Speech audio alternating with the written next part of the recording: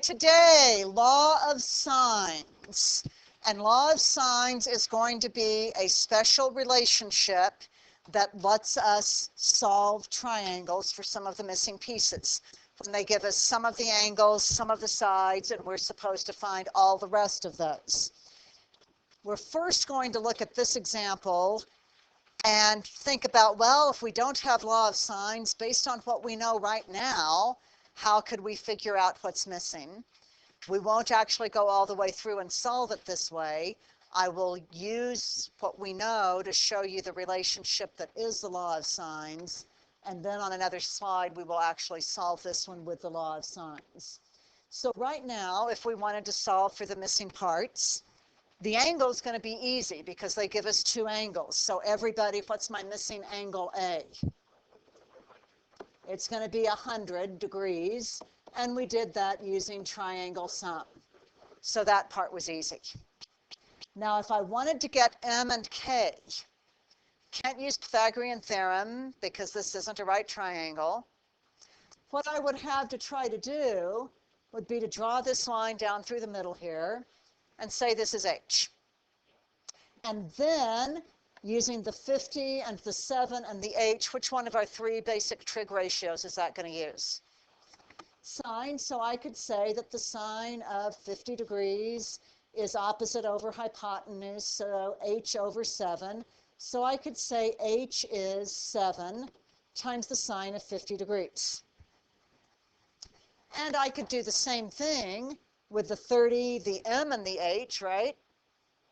I could say that the sine of 30 has to be opposite H over M, so that means that M times the sine of 30 would also be H. And if both of these things are H, I could say that this is true, right? Since they're both H, they have to be equal to each other. Now, what I really would be doing would be solving for M. M equals sine 50 divided by sine 30 if I did it that way. But instead of doing that, I'm going to divide both sides by sine 30 times the sine of 50, so I can show you a special relationship that we have that will let us solve future triangles a little bit faster.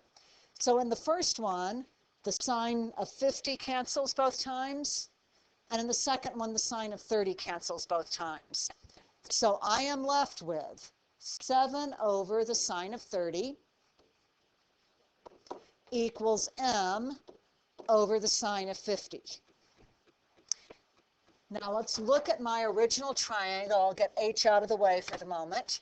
Notice the relationship between 7 and 30, the angle on the side that I put in that first ratio. They are across from each other, right? What about M and 50? They are also across from each other. So our law of sines says that if we have any triangle, the ratio will be the same if we take one side over the sine of the angle opposite that side, and another side over the sine of the angle across from that side, and the third side over the sine of the angle across from that side. That's going to be an easier starting point than having to draw that H in every time and use the geometry. We can just go straight to this, and then we can solve for whichever thing is missing. One thing you are expected to know is little a, b, and c are sides, big A, B, and C are angles, and little a must be across from big A. And the same for little b, big B, little c, big C. You will have problems on tests where I say, if big A equals this number, and little b equals that number, and big B equals this other number, you are expected to know to draw a triangle and set those up so each pair is across from its matching uppercase, lowercase letter. Otherwise, you'll have things in the wrong ratios in there and you'll be getting the wrong answers. So is everybody tracking with what I'm saying on that? you will see on the second example that I'm going to do today that sometimes you have to be a little bit careful if you use law of sines to solve for an angle. If you know all the angles, you're safe. But you can have two possible ways that it could fit if you're solving for an angle some of the time.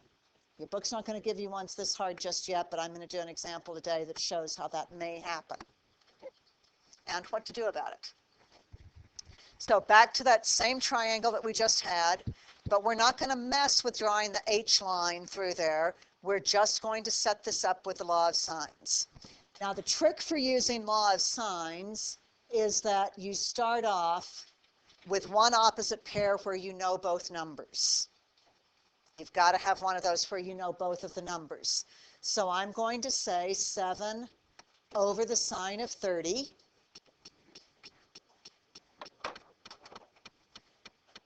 equals m over the sine of 50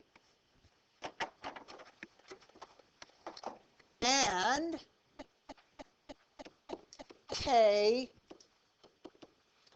over the sine of a. But you guys noticed when I had this same triangle up before we started trying to do anything with it, that we could just use triangle sum to get that a is 100. So instead of that a, I can say k over sine 100 degrees. Now I'm going to solve this as two separate problems. So if I take those two and multiply by the sine of 50, and here's where I need your calculator help, m needs to be 7 sine 50 divided by sine 30 when I multiply both sides by the sine of 50. You write that down because that's what you are entering on your calculator.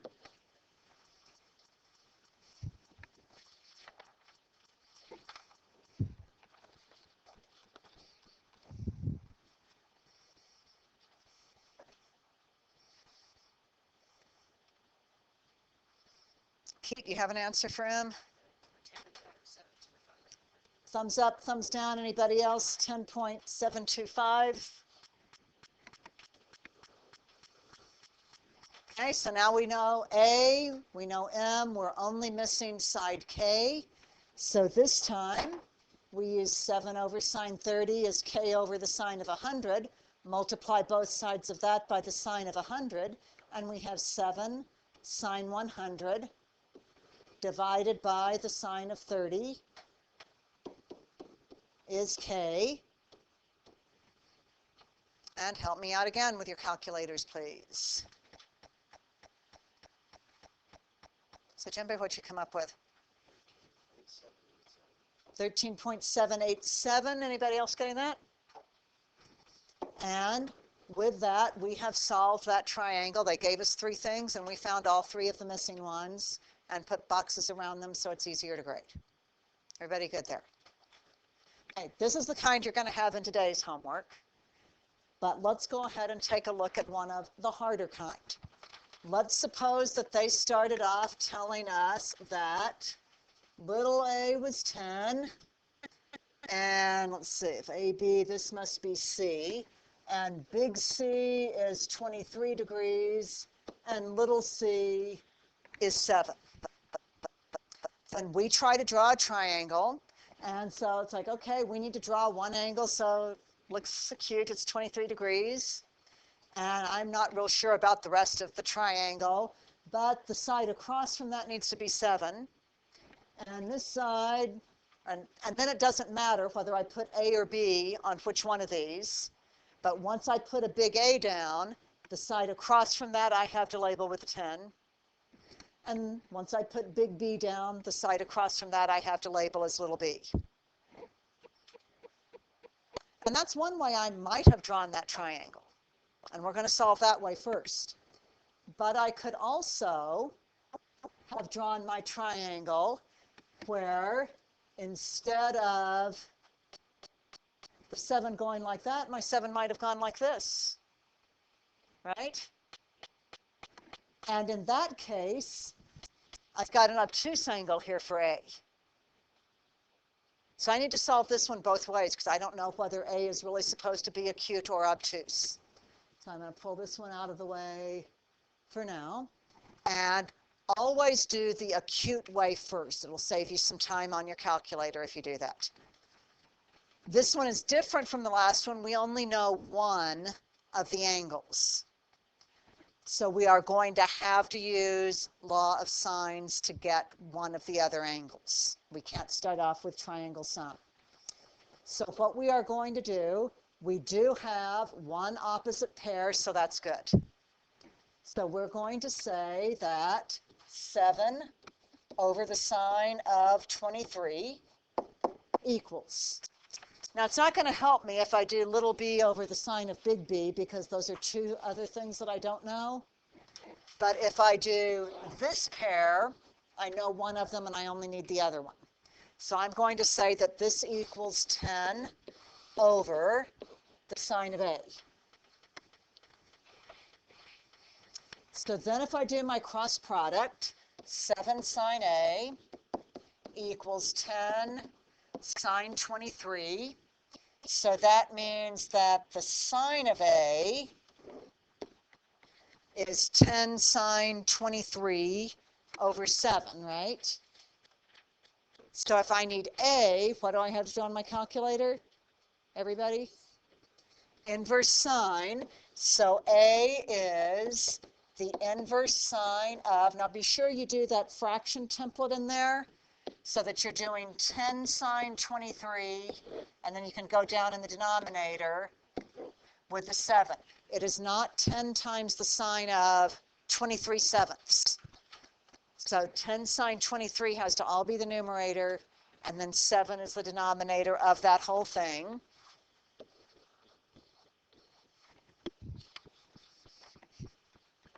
And that should give you an acute, and the calculator will always give you the acute answer, not the obtuse angle on these. Ashani, did you get A yet?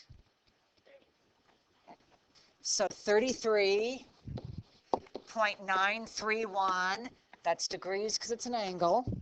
And now I want you to store that as A.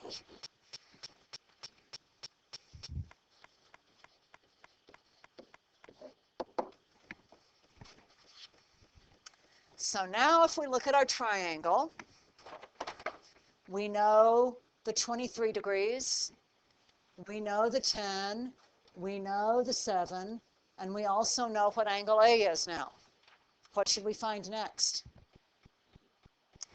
Angle or side B? Let's get angle B next. How are we going to do that? We're going to do triangle sum. So we are going to say that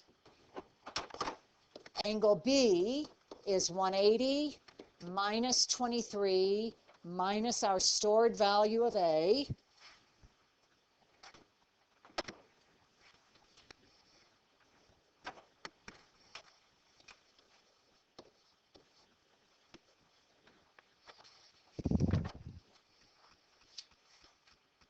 Dustin, you happy? What'd you get? Anybody else? 123.069? Okay, so that is our answer for B. And we need to store that. So now we know everything except side B, right? So now we're going to use law of sines again to get side B. So we're going to say 7 over the sine of 23 degrees, since that's the pair we started off knowing. And that needs to be equal to little b over the sine of our stored B. So it looks like what you need to enter on your calculators is side B will be 7 times the sine of your stored angle B divided by the sine of 23 degrees.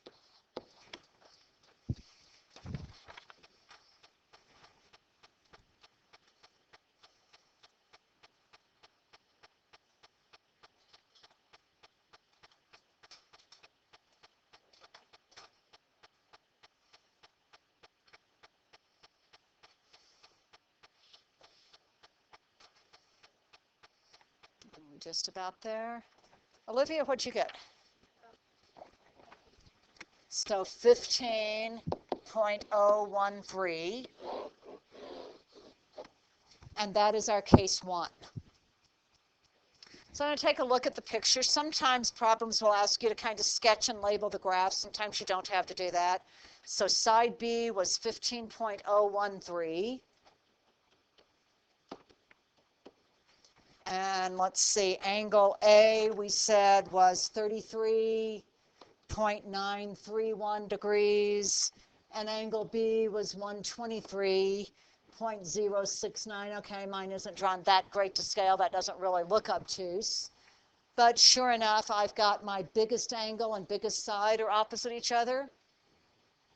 My smallest angle and smallest side are across from each other. And my middle angle and middle side are across from each other. So that much more or less makes sense. Okay, when you are doing your problem sets, I need you to help me out with these so that you clearly show me which ones go together as case 1 and which ones go together as case 2. So you may be having some triangles drawn up here, and case 1 may have some work, and you may even be continuing it up here. And then you get ready to start case 2. So draw me a box or something like that so I can tell, well, all of that's case 1 and now here's case 2. Maybe a line straight down the middle, just depending on how much space it takes and how big you write. But help me out with that so I can follow it. So on this one, I'm simply going to draw a line down the middle. That was my case 1, and now I'm going to start case 2. Now to get my other triangle, instead of my 7 slanting out this way, I'm going to have it slant this way, which means that's an isosceles triangle, right? It's got 2 sides that are each 7 units long. Good? That means if this angle was 33.931, this other base angle has to be 33.931. So this obtuse angle, which matches up with where I have A in this second picture, needs to be 180 minus that first A, right? Okay, so you've already got the acute A stored on your calculator, so you are going to say your new A, your obtuse A, is going to be 180 minus the A that you stored.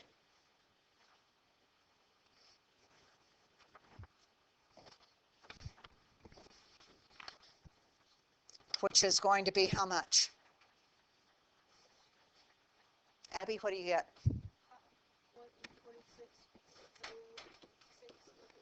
146.069, and I want you to store that as A. It will replace the old acute A, and now you have an obtuse value in there for A.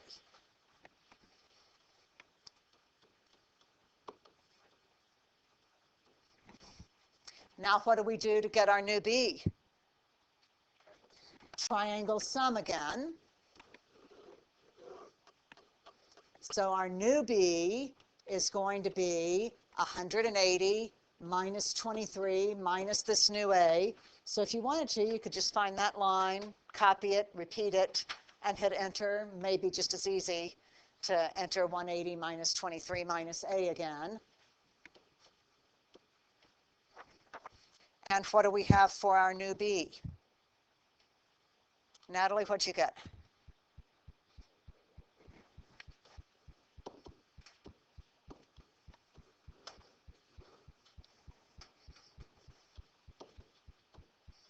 And that's making sense. If on my first triangle that side was swinging out and now it's swinging in, I have a much smaller angle than I had before. So far so good. That just leaves side B. To get side B, we still need 7 over sine 23 equals little b over the sine of our new big B. Oh, store this as your new B. Don't forget that step. So you could simply find this line, 7 sine B over sine 23, copy that, push enter so that your calculator repeats it. Let's this rectangle more out of the way. So B is still going to be 7 sine of our new stored B over the sine of 23. And so what is our new side B going to be? Anybody have that one yet? Olivia? Say that again. 3.397. And does that make sense? If we took this side, instead of it going farther out to the left, we were to swing it in, that we got a shorter side than we had before? So does that make sense? And then you make sure you've circled all of your answers in there. Question? If the problem gives you units, then yes. If it doesn't, you don't have to. Okay, so I want to caution you guys, for right now, you'll probably only have ones that have one case. But start thinking to yourself, if you have to use law of sines to solve for an angle, you may have a case 1 and case 2 like that. So be smart when you start this. Is there any way you can figure out one of those angles has to be acute or obtuse to reduce your workload on there? For example, if I said big C is 23 degrees, little c is 10, and little a is 7. I only know one angle, so I've got to solve for 2 angles. I'm going to have to use law of sines. I might have to do it twice, but can I be smart and not have to do that? So I'm going to draw my picture. So I'm going to start off with, here's an angle, it's acute, it's 23 degrees, and I'm going to label that big C. I don't know if this triangle needs to look like it's right isosceles, equilateral, obtuse, acute, or what. I don't really care right now. I'm just going to draw a triangle. Across from C is going to be little c, so I'm going to put 10. Okay, my other angles have to be A and B. I don't care which is which. Could do them that way, or I could have switched A and B. Once I write down big A, little a must go across from it and be 7, and little b must go across from big B. So, tell me about 7 and 10. Which one's bigger? So the angle across from 10 must be bigger than, or I'm sorry, the angle across from 10 must be bigger than the angle across from A. So the angle across from 10 is 23, and the angle across from 7 is A. So if 23 degrees is bigger than A, do I know if A has to be acute or obtuse? It has to be acute. So I would do law of sines to solve for A and only keep the acute value, and then do triangle sum to get the other one. Does that make sense? All right, have a couple that I want you guys to start with, 8 and 10. I will try to check those.